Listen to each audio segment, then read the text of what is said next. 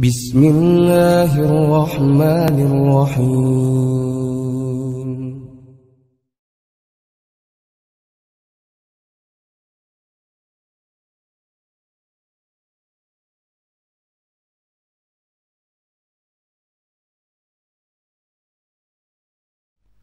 Alhamdulillah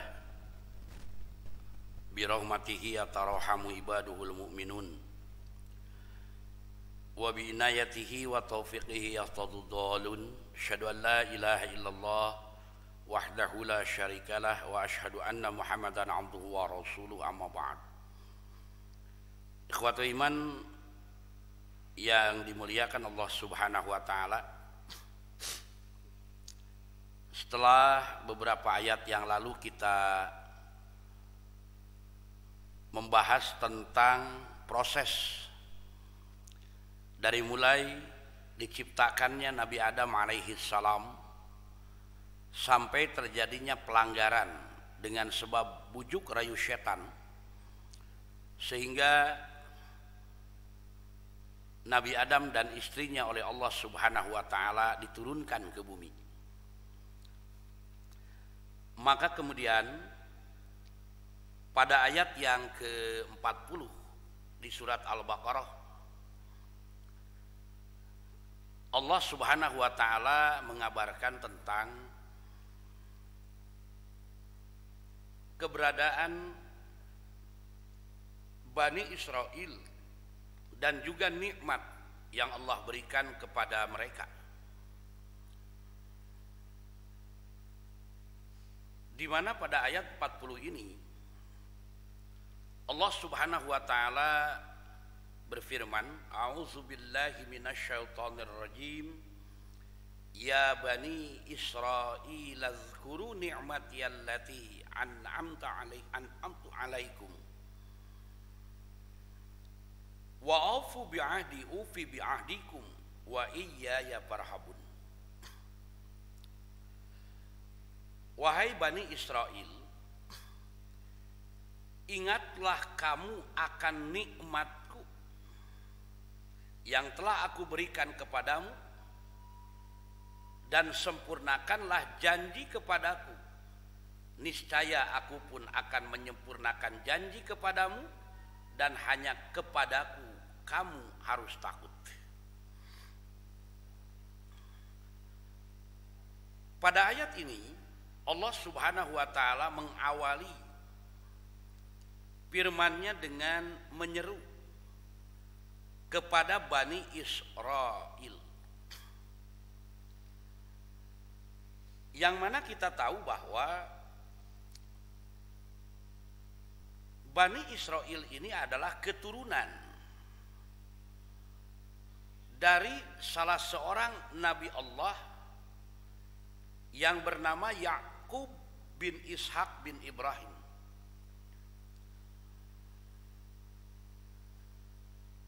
Secara pengertian, Israel artinya adalah merupakan lakob, sebutan, gelar bagi Nabi Yakub alaihi salam bin Ishak bin Ibrahim.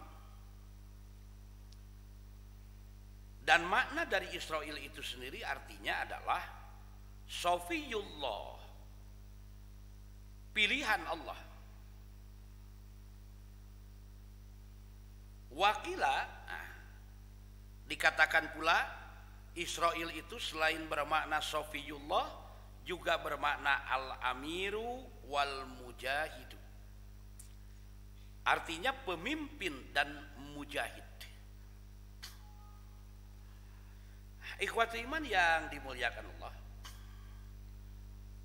makanya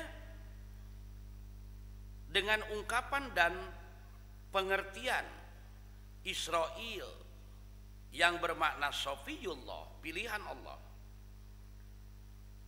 maka orang-orang Bani Israel, keturunan dari Nabi Yakub alaihi salam, mereka merasa bangga dengan lakob tersebut, dengan gelar tersebut, sehingga menganggap dirinya adalah atau mereka sebagai kaum yang Allah pilih, yang diciptakan di dunia.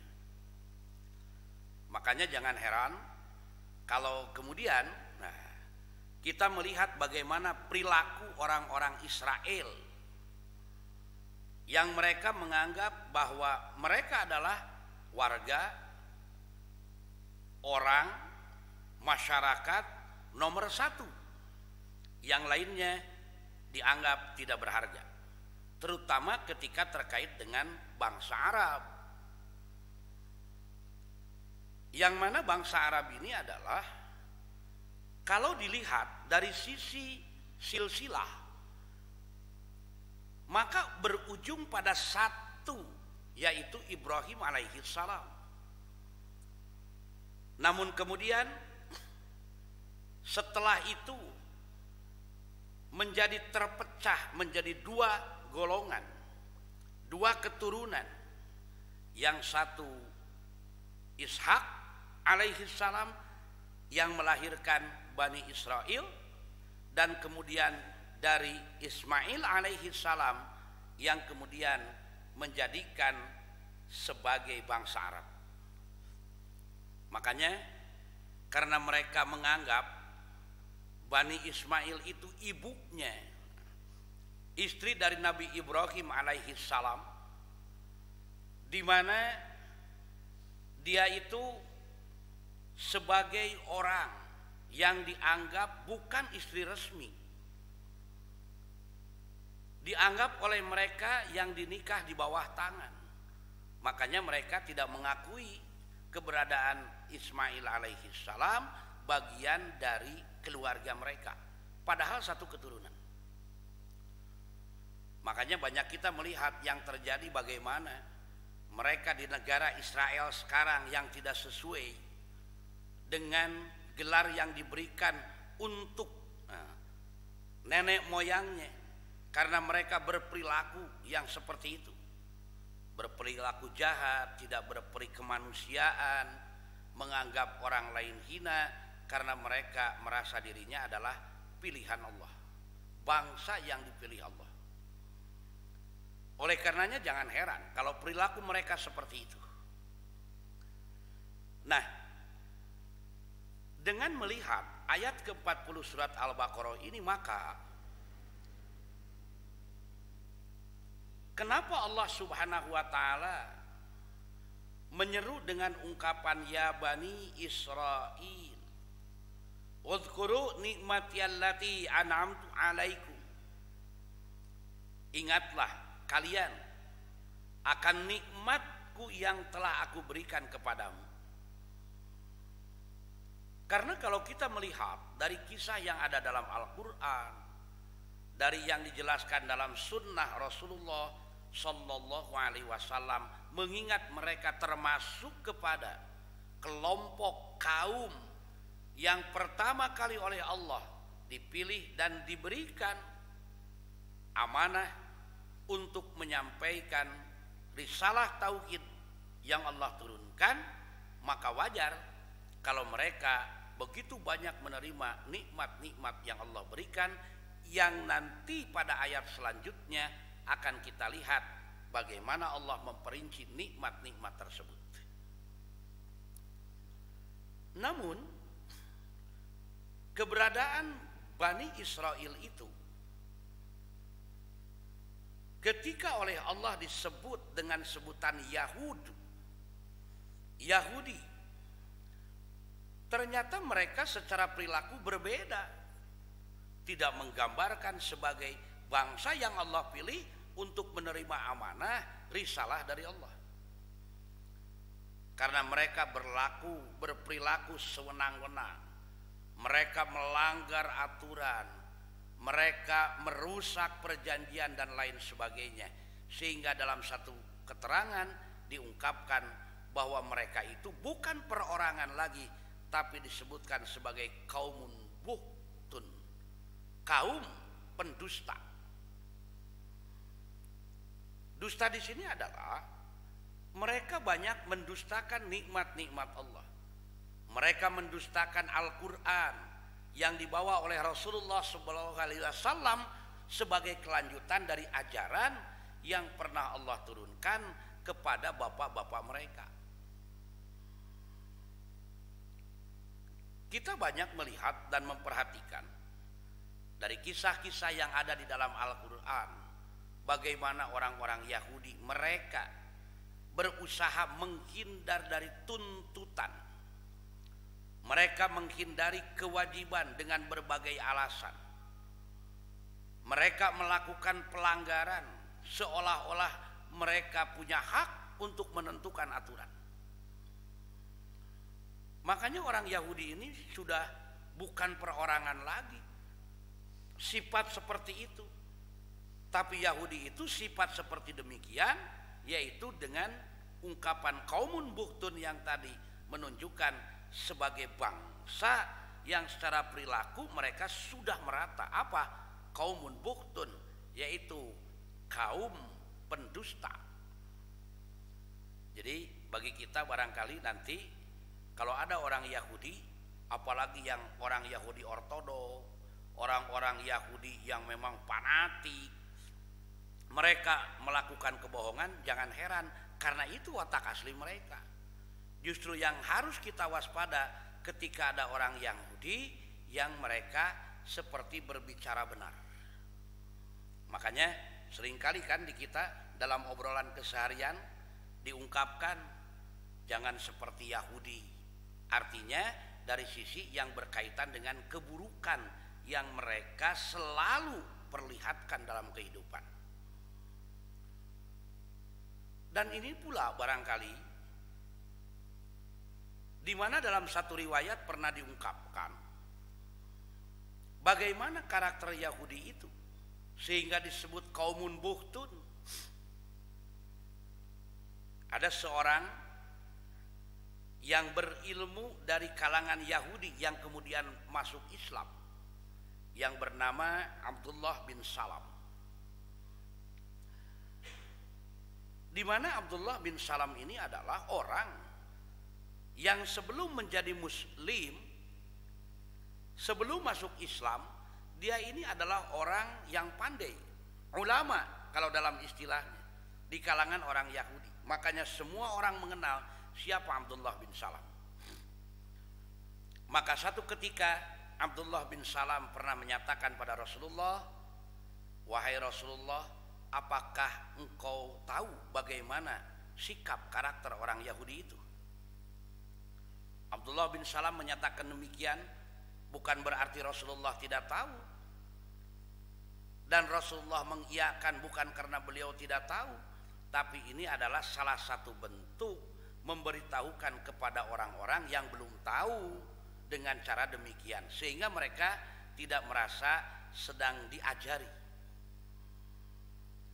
Kata Abdullah bin Salam, nah supaya lebih meyakinkan, bagaimana sekarang kita lihat ada kafilah, rombongan orang-orang Yahudi yang akan melintas di hadapan Rasulullah dan sahabatnya.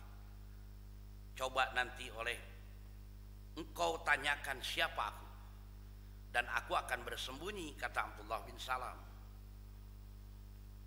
Maka lewatlah orang-orang Yahudi tadi di hadapan Rasulullah, dan singkat cerita oleh Rasulullah ditanyakan, kalian tahu siapa Abdullah bin Salam?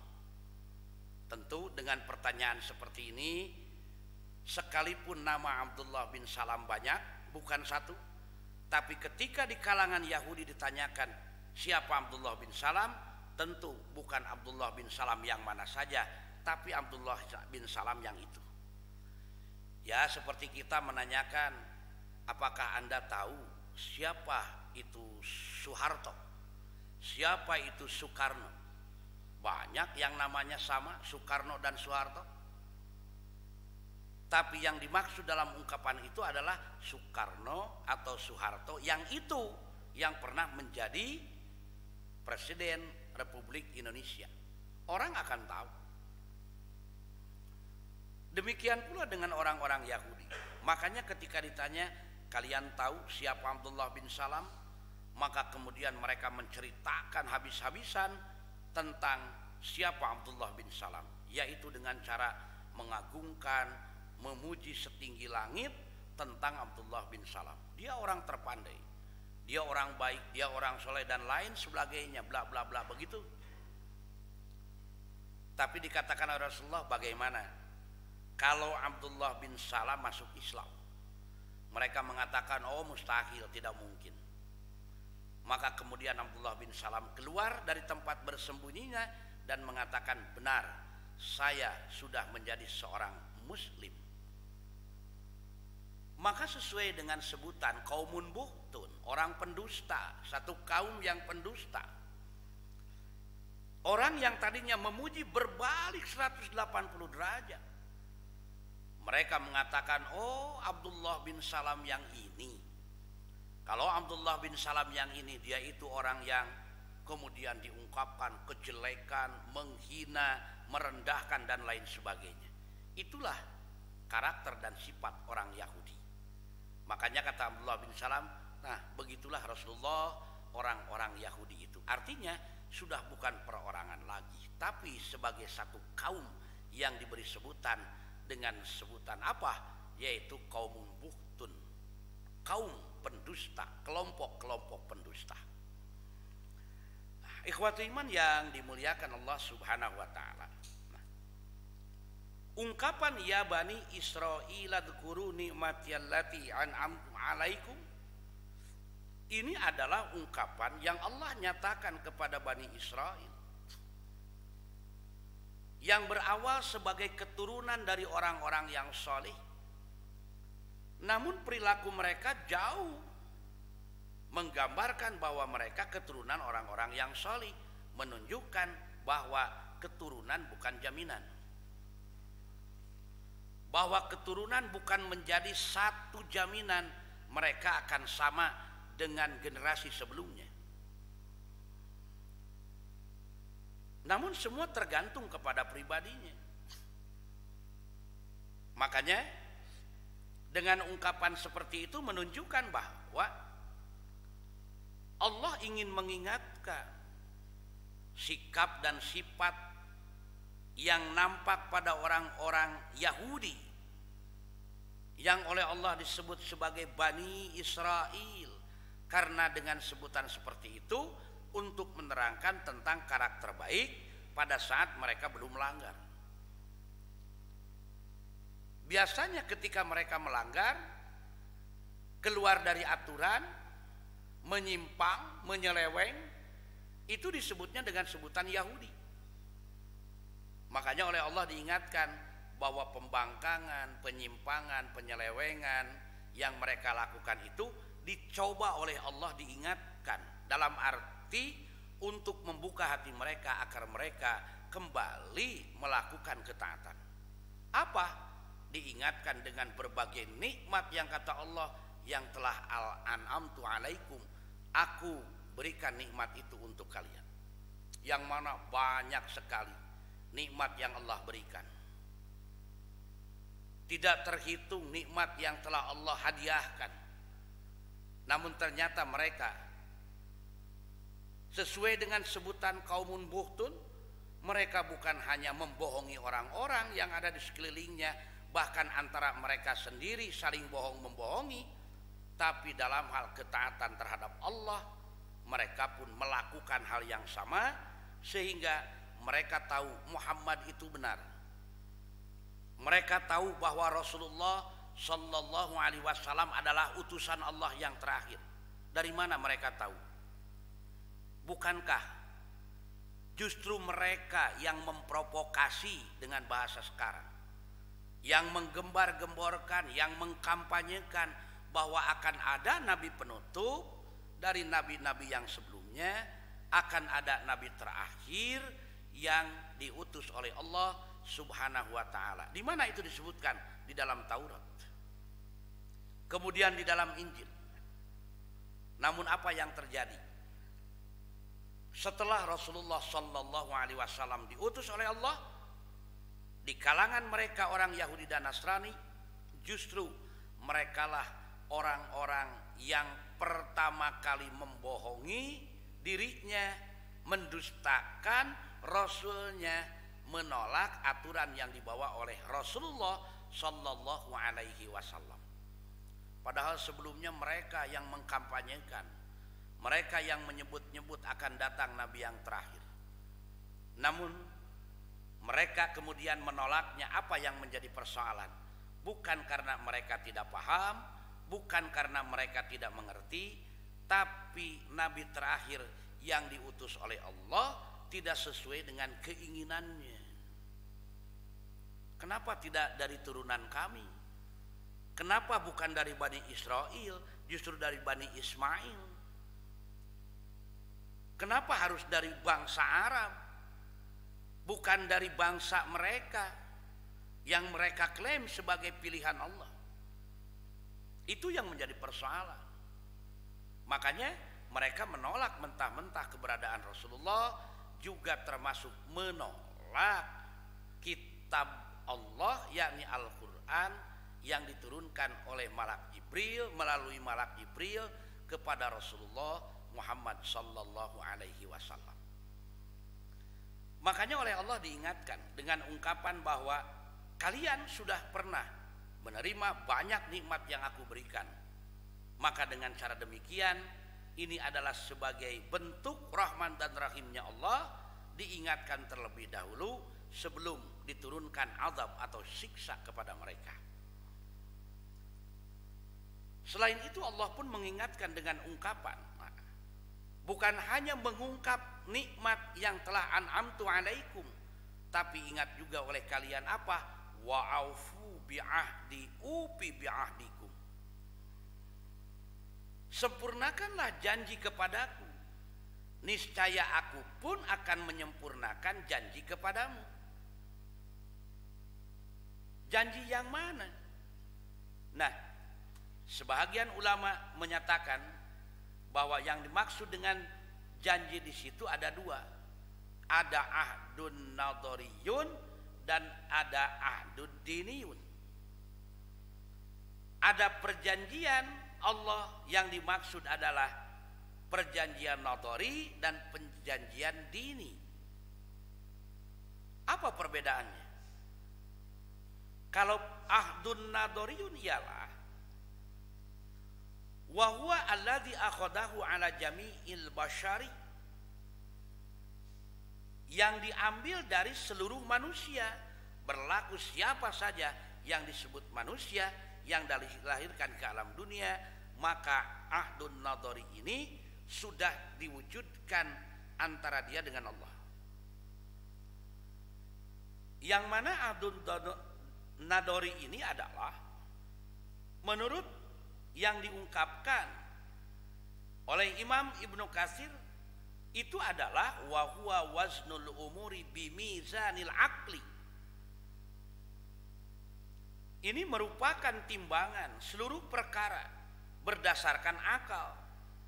Dan perjanjian ini nanti akan mengarahkan terungkapnya hakikat yang dengan itu pula dapat menyampaikan kepada untuk mengetahui Sang Khalik.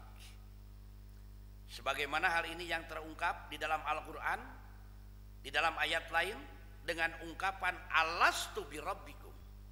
Artinya ketika ditiupkan ruh oleh Allah kepada manusia, siapa saja, itu sudah terjadi ahdun nadori, perjanjian antara makhluk manusia dengan Allah, dengan bentuk pertanyaan yang Allah lontarkan, bukankah aku Tuhanmu? Maka mereka menjawab bala, ya demikian, Anda adalah Tuhan kami. Sedangkan yang kedua itu adalah ahdun diniyun, yang mana ahdun diniyun ini adalah wa huwa ayya'budullaha wahdahu wa ayya'malu bisyara'ihi wa ahkamihi wa ayyu'minu birusulihi mata qomatil adillatu ala sidqihi, yaitu mereka beribadah kepadanya yang esa dan mengamalkan syariatnya, hukumnya, dan beriman kepada para rasulnya selama ada dalil-dalil, dan hal ini menunjukkan atas benarnya mereka. Artinya ahdun diniyun itu nanti terjadi kepada orang-orang yang mereka seperti yang disebutkan dalam satu hadis. Apa? Dalam hadis dinyatakan kullu mauludin yuladu ala fitrati. Setiap yang dilahirkan mereka ada dalam keadaan fitrah, sama bersih, dalam keadaan tauhid. Kenapa? Mereka sudah ada perjanjian dengan Allah dengan ungkapan alastu birabbikum qalu bala. Namun ketika lahir fa'abawahu yuhawidanihi yumajisanihi yunasironihi, ada yang menjadi Yahudi, Nasrani, Majusi, tidak semuanya tetap dalam perjanjian dengan Allah. Kenapa? Karena abawahunya, karena abunnya yang merubah keyakinan ketauhidan mereka yang pernah mereka ungkapkan dengan Allah pada saat ditiupkan ruh. Nah, kemudian pula dengan ungkapan ini Allah Subhanahu wa taala mengingatkan kepada orang-orang siapa? Yaitu Bani Israel, bahwa mereka dulu pernah menjadi orang-orang yang bertauhid, namun kemudian berubah ketauhidan mereka, yaitu dengan cara menyekutukan sesuatu dengan Allah. Apa saja itu, manusia, benda, pohon dan lain sebagainya disejajarkan dengan Allah karena ditaati dan ditakuti oleh mereka yang mereka yakini sebagai sesuatu yang mempunyai kekuatan, melakukan kemusyrikan dan yang sejenisnya. Nah, makanya di akhir ayat ini Allah menyatakan bahwa yang harus mereka takuti itu bukan benda, bukan kawan, bukan hilang jabatan dan lain sebagainya, tapi mereka, kata Allah, wa iyaya farhabun, dan hanya kepadaku lah kamu itu harus takut. Kenapa? Karena Allah itu yang ditakuti, yang hakiki. Takut dengan manusia karena ada kepentingan, takut hilang harta karena ada kepentingan dan yang sejenisnya. Tapi kita takut dengan Allah itu bukan karena apa-apa, takut karena azabnya dengan sebab kita melanggar. Justru sebaliknya, orang melanggar untuk menghindari ketakutan, melanggar aturan, kemudian mereka mengikuti seseorang yang jelas-jelas melanggar aturan. Mereka kemudian melanggar aturan dengan sebab ingin mendapatkan sesuatu. Justru ketika kita di hadapan Allah menginginkan sesuatu yang ada pada Allah, bukan karena ketakutan, justru karena kita mengharapkan balasan dengan cara mewujudkan ketaatan, tidak melanggar aturan. Kalau dengan manusia kan untuk mendapatkannya harus melanggar aturan, tapi justru dengan Allah itu ketika ingin mendapatkan ampunan, takut dengan siksanya, kita harus mewujudkan ketaatan. Nah, ikhwatul iman yang dimuliakan oleh Allah Subhanahu wa taala, makanya yang disebut dengan farhabun dari kata ar-rahbatu itu mempunyai makna khaufun ma'at taharruzi minal fi'li, rasa takut yang timbul dengan cara memelihara pekerjaan tertentu. Apa dalam hal ini? Yaitu memelihara pekerjaan-pekerjaan yang menunjukkan dan mewujudkan ketaatan terhadap Allah Subhanahu wa ta'ala. Maka tentu saja ayat ini sekalipun ditujukan pada Bani Israel, tapi juga mengingatkan kepada kita, sudah terlalu banyak nikmat yang Allah berikan, sudah tidak terhitung nikmat yang Allah anugerahkan, tinggal bagaimana kita mensikapi nikmat itu. Jangan sampai kita termasuk orang-orang yang justru mengingkari nikmat atau dengan cara kufur nikmat. Maka kalau demikian adanya, kita pun akan terkena dengan balasan dengan sebab perbuatan tersebut. Seperti orang-orang Yahudi, mereka mendapatkan balasan dari sebab pelanggarannya. Hanya bedanya bagi kita sebagai pencuci sebelum masuk ke dalam surga, tapi bagi mereka siksa itu selama-lamanya. Kenapa? Karena mereka adalah orang-orang yang kufur, sedangkan kita masih termasuk orang-orang yang mukmin, muslim, hanya maksiat. Ini yang harus menjadi pengingat bagi kita masing-masing. Demikian yang dapat saya sampaikan dalam kesempatan ini. Mudah-mudahan ayat tersebut juga mengingatkan pada kita agar kita senantiasa bersyukur atas nikmat yang Allah berikan. Aku qauli hada wa astagfirullah li wa lakum. Assalamualaikum warahmatullahi wabarakatuh.